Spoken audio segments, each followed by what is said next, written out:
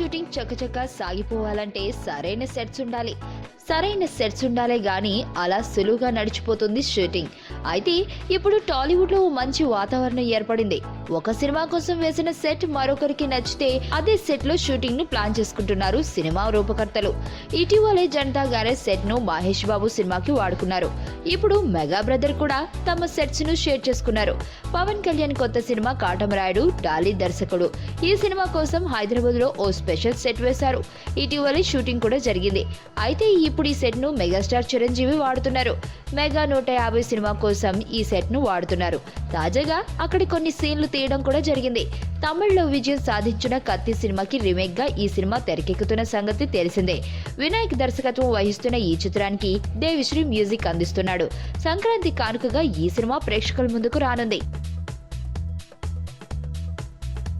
మరణం దేహానికే గాని ఆత్మకు కాదని భగవద్గీత చెప్తుంది. మనిషి బరువెంతున్న మరణానంతరం 21 గ్రాములు తగ్గుతుందని సైన్స్ చెబుతుంది. అంటే ఆ 21 గ్రామ్స్ బరువు